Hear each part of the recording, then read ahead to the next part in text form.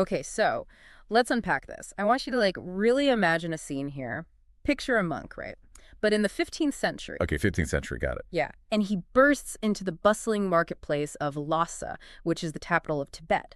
And this place is just packed. Oh, absolutely. Teeming with people. Right. You have, traders from all across the Himalayan region. You've got devout pilgrims and just locals going about their day. Just a completely chaotic, busy scene. Exactly. Now, instead of, offering peaceful blessings or maybe just sitting quietly in a corner to meditate like you'd expect. Like a normal monk. Like a normal monk, yeah. This guy starts shouting to the milling crowd. He basically announces himself, claims he has come for the well-being of all sentient beings, and then, and this is the crazy part, he immediately asks the crowd a question. And it is not the question they were expecting. Not at all. Yeah. He asks, "Please tell me, where in your country can I find good chain?"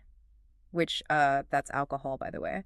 Where can I find good chain and beautiful girls? What's fascinating here is the sheer audacity of that moment. I mean, to the puritanical crowd of that era, this was just pure blasphemy. Oh, I bet. Yeah, because you have this multitude of people who are accustomed to very rigid, very prudish sociocultural conventions, Yeah. regarding what a holy person is actually supposed to be. Right. They have a very specific mold for a holy man. Exactly.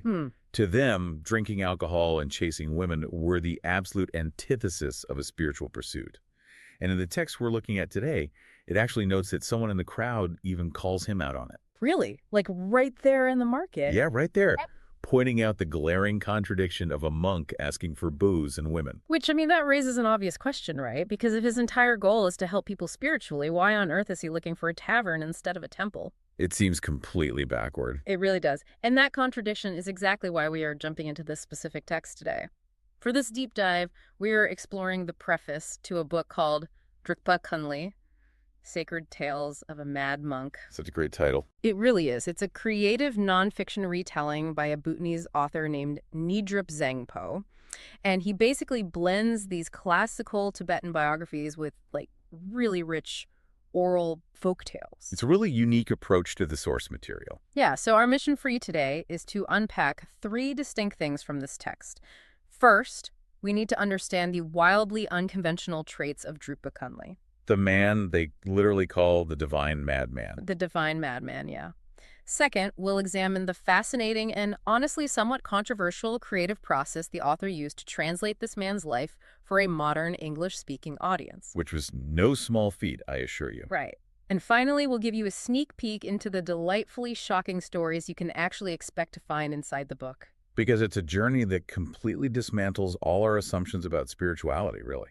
Oh, completely. Yeah, the text explains that for Drukpa Kunley, this shocking behavior in the marketplace, it wasn't just, a lack of impulse control or some hedonistic bender. Right, he wasn't just partying. No, not at all. It was a deliberate, highly calculated tool.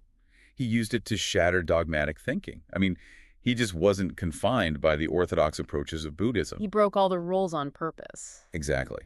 The people in that marketplace, they just hadn't realized yet that they were looking at a yogi who had completely transcended their institutional trappings. So to understand why he was asking for alcohol and girls, we really have to look at what he was rebelling against, right? We do, yeah. Context is everything here. When I was going through the source material, the best analogy I could come up with is that Drukpa Kunley was basically like a 15th century Himalayan punk rocker. A punk rocker. I love that. Or, maybe like a spiritual whistleblower. Because he looked at the religious establishment of his time and he just saw it as fundamentally corrupt. That's a very apt comparison, actually. Especially because his rebellion wasn't baseless. It came from a very deep, intimate knowledge of the system he was critiquing. He knew how the sausage was made, essentially. Right.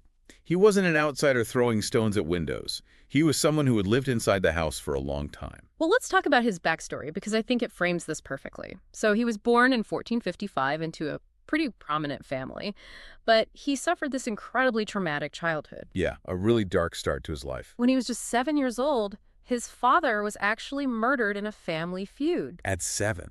Just unimaginable. And that trauma seemingly disillusioned him so deeply that he became a monk right then, literally at age 7. But here's the thing. he didn't start acting like a madman immediately. No, not at all. He was very traditional at first. Right. The text notes that for the next 18 years, nothing out of the ordinary happened. He was just a regular monk working his way through the Orthodox system. Which is such a crucial detail for you to keep in mind as we evaluate his later actions. Because, he spent nearly 2 decades mastering that Orthodox path. He put the work in. He absolutely did. He reached spiritual adeptness by the age of 25. And it was at that peak moment of realization when he could have easily just coasted into a comfortable, revered position within the hierarchy. It could have been set for life. Exactly. But instead, he abruptly decided to leave the monastery. He entirely dissociated himself from all institutional bondages. He just walked away because he looked around and despised the religious hypocrisy of his era. I mean, he saw these ostentatious displays of morality, right? All these rituals and robes. And performance of religion. Yes, the performance. But he realized that the monks' speech and their actual behavior behind closed doors were just completely inconsistent with true Buddhist values. The gap between what they said and what they did. And he was ruthless in his critique. I mean, he dismissed these teachers as, quote, lay people in yellow robes. Oh, wow. That is a massive insult in that context. It really is. He claimed they didn't even have a whiff of the Dharma and that they only taught to secure food and clothing. Essentially, he accused them of using religion for mere biological sustenance. Right. He diagnosed hypocrisy as this canker that was just eating away at the core of the religion. For Drukpa Kunley, any behavior without hypocrisy was worthy of veneration. It was all about authenticity for him. Exactly.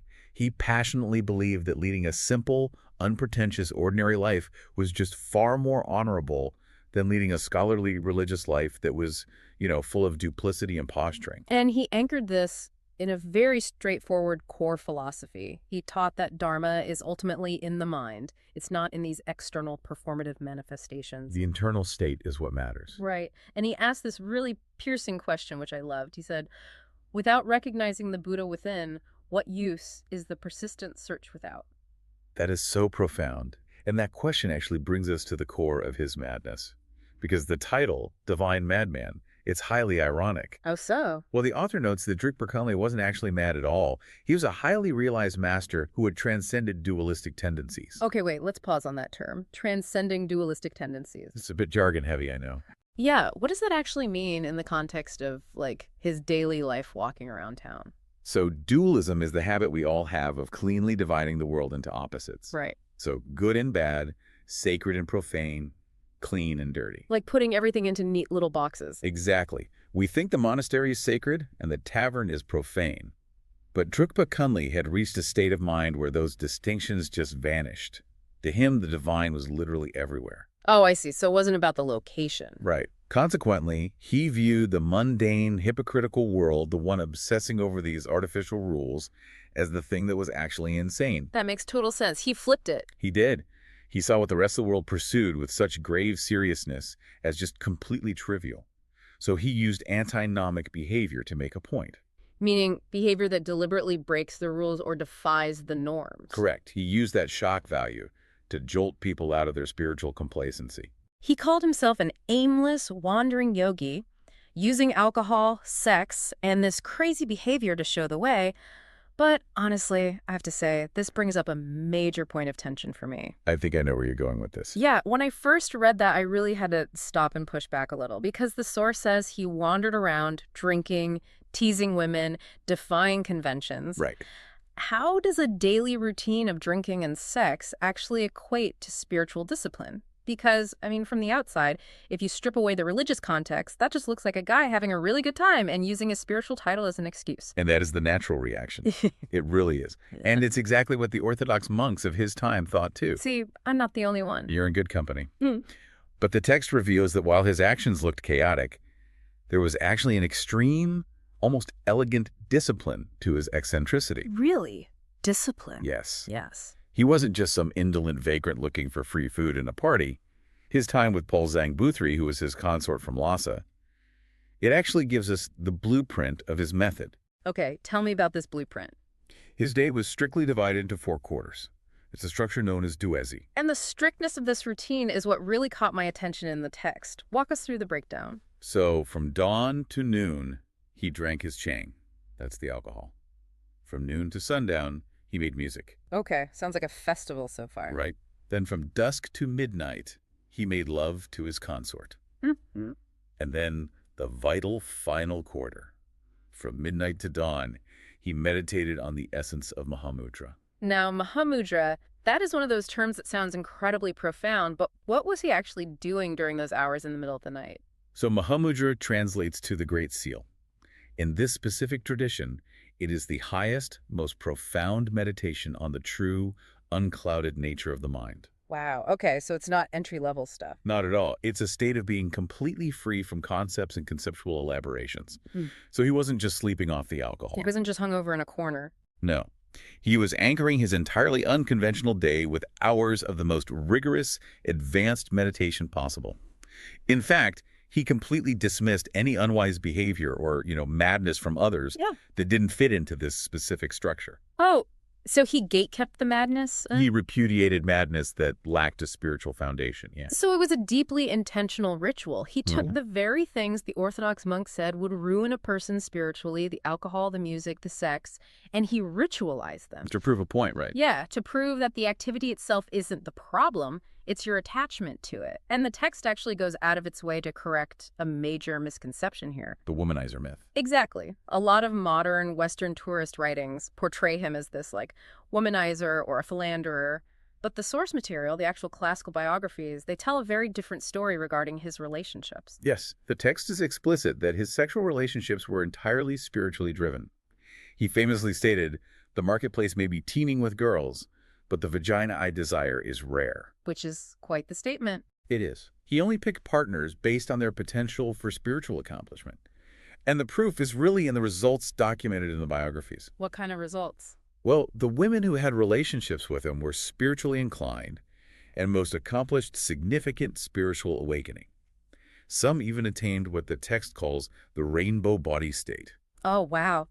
The rainbow body being this ultimate level of realization in Tibetan Buddhism, where at the time of death, the physical body basically dissolves into pure light. Exactly. It doesn't get higher than that. So he's not just having flings, he's acting as a catalyst for their highest possible enlightenment. Precisely. And he maintained what he called pure perception. He repeatedly emphasized that he looked at all loving women as mothers. As mothers. That's interesting. Yeah, he even passed this lesson on to the seventh Karmapa, who was a massive figure in Tibetan Buddhism.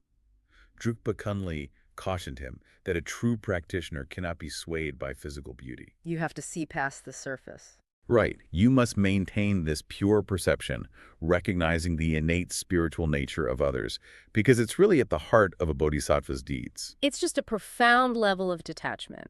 And he taught this detachment through everyday spontaneous acts, too, not just the big stuff. Yeah, the everyday examples are great. There's a detail in the preface about how devotees would sometimes offer him an item of clothing or a piece of jewelry. Because they wanted to gain merit by giving to a holy man. Right. And he wouldn't refuse it because aggressively refusing a gift is just another display of ego, right? Look how humble I am rejecting this. Exactly. The ego of asceticism. Yes. So instead, he would accept it, wear it briefly, and then immediately give it away to someone else passing by. He would say, I've worn it once, nobody will wear it forever. It's just a powerful lived lesson in impermanence. No dense theology, just experiencing a pleasant thing and then letting it go. Which brings us to how he presented himself physically, because the biographies note that he was strikingly, almost irresistibly good-looking. Very handsome, yeah. He had a pleasant voice, yet he walked around looking like a cross between a layman and a beggar. I mean, he wore almost nothing. Just bare minimum. Yeah, just an angder covering his lower half and a dorgong covering his upper back and chest. And the text specifically describes this upper garment as Vajra-shaped. The Vajra is a very important symbol to unpack here, actually. Yeah, let's break that down. So in Sanskrit, Vajra translates to both thunderbolt and diamond. It represents a spiritual power that is indestructible like a diamond and an illuminating force that is sudden and irresistible like a thunderbolt. Okay, so even his ragged, minimal clothing was a subtle symbol of his indestructible spiritual core. Everything had meaning with him. People constantly mistook him for a beggar, obviously, but the text quotes a girl he spiritually liberated who said that even naked, he looked majestic and brilliant. He just radiated this presence. Right, he had this completely impoverished exterior, but within him resided the mind of a Buddha. Which is a beautiful encapsulation of his entire philosophy, really. The truth is underneath the robes. Well, here's where it gets really interesting for me. We've established who this guy is, right? A norm-shattering, majestic vagrant who speaks in paradoxes and strips away all the institutional dressing. Quite the character. Yeah. But translating the life of a figure like this from 15th century classical texts into a modern book requires a very specific approach, because if the author uses the wrong tone, the entire point of his life is just lost. The medium is the message, absolutely. Right. So Nidrup Zangpo, the author, he had to make some major creative decisions. And one of his primary decisions was to deliberately strip away the grandiloquent, lofty language of the classical texts. And that is a really delicate balancing act, because classical Tibetan, which is known as Choki, Yeah. it often uses a highly hagiographic style. Meaning what? Exactly. Meaning it treats the subject like a completely flawless saint. It relies heavily on these flowery, reverent euphemisms. And when I read that Zangpo decided to drop traditional euphemistic words like thunderbolt and lotus, which the older texts used for male and female anatomy. Right, very poetic terms. Yeah, and he dropped them in favor of just plain English words like penis and vagina. I did wonder about the impact of that. It's jarring at first. It is. Aren't we risking losing the sacredness of the original text? Like, does turning it into plain English cheapen the spiritual message for the modern reader? It's a really fair question, but the author argues that the exact opposite is true. Oh, really? Yeah, if you use those literal, flowery translations from Shoki, you distance the modern reader. Coupled with the already fantastical nature of the stories, those euphemisms basically turn Drukpa Kunley into this mythical, unrelatable caricature. Like a fairy tale character instead of a real guy. Exactly. By using plain, everyday language while obviously carefully avoiding sounding banal or gross, Zangpo grounds him.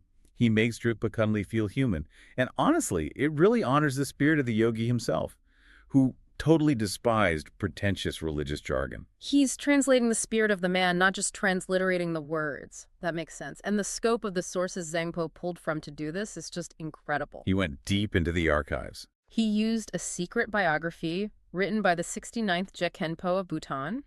He used a 4-volume autobiography that is actually believed to have been dictated in the first person by Drukpa Kunley himself. Which is a treasure trove of insight. And then, on top of that, he wove in Dzongkha folktales. And we should probably clarify what Dzongkha is for the listeners. It is the national language of Bhutan, but more importantly for this text, it represents a rich, living oral tradition, as opposed to the rigid, classical written texts. The stories people actually tell each other. Exactly. Zangpo masterfully interweaves the written hagiographies with these oral stories passed down by the common people. In fact, some of these oral stories from Bhutan and Tibet are fully retold in this book for the very first time. The effort he put into this is just staggering. Zangpo didn't just sit in the library either. He physically visited the actual locations in Bhutan mentioned in the stories to ensure his descriptions were realistic. He did the legwork. He really did. And he took a reasonable degree of creative license to build out the scenes, write the dialogue, and develop the characters. But he did have to curate, too. I mean, the author admits he actively chose to moderate or omit some of the more extreme views on sexuality and gender found in the original texts. Which is probably a smart move for a modern audience. Definitely. Yeah. He did this to respect contemporary readers' sensibilities and basically keep the text accessible. But he was meticulous about preserving the unique tone of the original biographies, the Namthars. He wanted to keep that raw edge. He wanted to keep Drukpa Kunley's voice, which the author describes as unpredictably bawdy, contemplative, sensitive, self-deprecating, and skeptical, all just shifting from moment to moment. And this extends to the poetry as well, doesn't it? The book includes translations of his verses and songs, and Zangpo prioritized English poetic effects over strict, literal, word-for-word meanings. Because a literal translation of poetry often just kills the poem. Right. The goal wasn't a dry academic translation. The goal was to capture the unbridled, liberating quality of the original teachings. And if we connect this to the bigger picture, Zangpo's decision to ground the language and prioritize the spirit of the text It directly dictates the reading experience you'll have. It changes everything. It does. Because the author stripped away this classical language, the stories hit the modern reader in a completely different, much more visceral way. So what exactly does this book look like when you actually open it? Because I'll admit, when I first picked up the source material, I was worried it would be this dense chronological textbook. A lot of spiritual biographies are exactly like that. But the author makes it clear that this is not an attempt to construct a grand cradle-to-grave narrative. It doesn't capture every significant moment of his life. Which is a huge relief. I actually compared the book's structure to a collection of spiritual sitcom episodes. Spiritual sitcom episodes. That is perfect. Right. You get 33 self-contained stories. You can read them completely independently. They don't even follow a strict chronological order, mainly because the original source materials didn't have a clear structure either. Right. Oral tales rarely do. Though the author did bookend the collection nicely. It starts with an arrow shot from Tibet that brings him down to Bhutan, and it ends with his final days in Gan. And keeping with the idea of an accessible experience, the author specifically excluded tales that featured excessive eroticism or overly complex metaphysics. Yeah, keeping it light.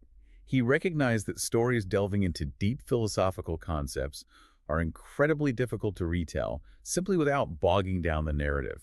He really wanted to ensure a pleasurable, light reading experience. The stories themselves are hilarious, dark, and strange. We get a few teasers in the preface, like, take the story of the blessing of Lama Shuang's house. Oh, this is a classic one. So Drukpa Kunley is invited to consecrate this newly built house in Paro. He stands there, and his grand prayer is, quote, "May the house be blessed with plenty of people and plenty of corpses." Which, on the surface, sounds like a horrific curse. A terrible thing to say at a housewarming. The family was absolutely horrified. They complained to him that it was wildly inauspicious. But Drukpa Kunley meant it as a profound blessing. Because in that cultural context, having plenty of corpses meant you had a long, flourishing family line that spanned many generations. Right. You can't have a massive, thriving lineage without eventually having plenty of funerals. It's just the life cycle. Exactly. But because the family complained and couldn't see past their immediate fear of the word corpse, he just shrugged and said, "Okay, fine. May this house be blessed with few people and few corpses." Be careful what you ask for. Seriously. And according to the folktale, that family line eventually dwindled and disappeared. It's a dark comedy, really, but it teaches a core Buddhist concept about accepting the entirety of the life cycle. Yeah. The same goes for the Punaka Paddy Field story. Oh, that one is wild. Walk us through it. So he comes across a group of women transplanting paddy saplings in the mud, and he decides to tease them, asking what they're planting with their bare thighs exposed. Typical Drukpa Kunley. Right. The women joke back saying, "We are planting phalluses." So Drukpa Kunley blesses their joke. He says, "May your phalluses grow well." And then what happened? Well, the story goes that season, the paddy saplings grew into strange, phallus-shaped weeds. Be careful what you wish for, basically. On a surface level, yes. But on a deeper level, through these seemingly absurd deeds, he was actually teaching the principle of dependent origination. Let's expand on that. What is dependent origination in this context? It's the profound idea that all things arise in dependence upon multiple causes and conditions. Nothing exists in total isolation. Your intentions, your words, and your actions are all interconnected threads. So the joke actually had cosmic weight to it. Exactly. In Bhutan, there's a strong cultural belief, and it's reinforced by these very stories, that you must be incredibly careful about what you say and do in potent moments, because the energy of that moment directly shapes the future reality. Wow. Yeah, the women made a body joke in a moment of potent blessing, and that specific combination of causes resulted in a very literal physical consequence in their fields. It's fascinating how a joke about weeds actually holds a masterclass on cause and effect. And honestly, Drukpa Kunley gives the best advice for anyone picking up this book and encountering these strange tales. Well, what's his advice? The text quotes him directly telling his readers, "If my stories are filled with licentious talks, just take it easy. Just take it easy. Just take it easy. Don't stress out. Don't try to view these wild tales through a strict puritanical moral lens. Just experience them." I think that's great advice for life, too. So what does this all mean? We've covered the traumatic history, the elegant daily discipline, the modern translation choices, and the wild stories. But why does a 15th century mad monk matter to you, listening right now in the 21st century? Well, the author makes a really compelling point about this in the preface. Drukpa Kunley's legacy reminds us that a sense of humor and a carefree attitude aren't just, like, Personality quirks, they are essential tools for survival. Especially today. Right. We live in an era characterized by endless anxieties, heartaches, and tensions. Drukpa Kunley teaches us that we don't have to be rigidly serious to be deeply thoughtful. You can laugh and still be enlightened. Spiritual growth, or just personal growth, doesn't require suffocating orthodoxy. Sometimes a well-placed joke, or just a refusal to take the world's hypocrisy seriously, is the most enlightened response possible. It really reframes how we look at wisdom. We don't always need a lecture. Sometimes we just need someone to point out how absurd we are being. Precisely. Which brings up a final thought I want to leave you with today. Okay, let's hear it. We've seen how Drukpa Kunley used shocking, taboo-breaking behavior as a profound, calculated teaching tool to awaken people from their complacency, right? But let's look at our modern world. Today, being a disruptor or acting outrageously is often just a marketing tactic. Or a desperate plea for attention on social media. Exactly. So how can we tell the difference? How do you distinguish between a true visionary who breaks the rules to enlighten us and someone who is simply acting out to feed their own ego? Oh, that is a really good question. It's a question of motivation, discipline, and ultimately who actually benefits from the chaos. And it's one well worth pondering. Definitely something to think about the next time you see someone breaking the rules online or in real life. Thank you so much for joining us for this deep dive into the mad, beautiful world of Drukpa Kunley. Until next time, keep questioning the establishment and take it easy.